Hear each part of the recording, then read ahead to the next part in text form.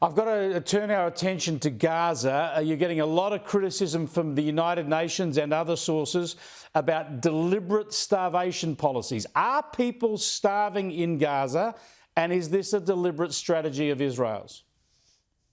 Not at all. First, there is no starvation in Gaza. Obviously, there is a humanitarian crisis because of the war. We need to remember that we didn't start this war.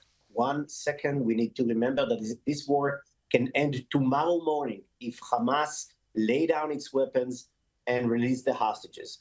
So in the last months, since May to August, more than 50,000 tons of supply went into Gaza. This is an enormous number of supply, of food, of medics, etc.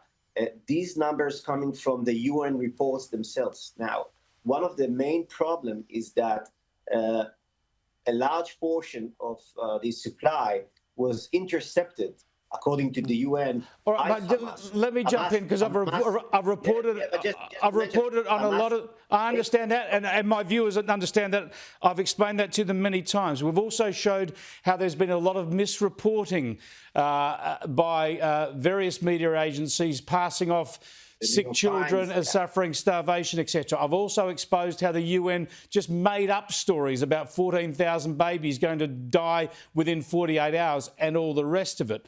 But the question remains then, what is the situation? What is the true situation? Because you have competing claims. Why not just allow independent journalists into Gaza so that the world can verify the reality?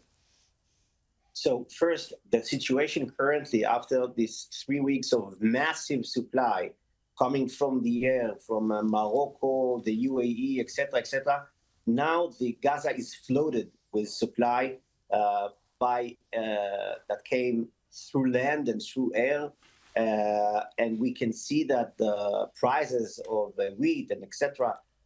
Is very low comparing to what it was 2 months ago. So that is the current situation. The situation in terms of the supply is good. We also brought journalists to the distribution locations of the supply to see the process. Also, there's the GHF, which is an attempt to make sure that Hamas doesn't steal the food from the people. And that is also important. Regarding sending journalists into the battle zone, I'm not sure that this is a good idea. This is a war zone, and I think it might be extremely dangerous to just send the journalists into Gaza City at the moment. We brought more than 100 journalists to join the forces before this current operation, and I'm sure that during this operation there will also be an opportunity to bring journalists and show them the reality on the ground during the next stage of the operation. We have gone over time, Amichai. I appreciate that. I'll try and catch up with you again sometime soon. Thanks so much for your time. Thanks so much. Thank you for your work. Amichai Chikli there, who's the Israeli minister for the diaspora around the world.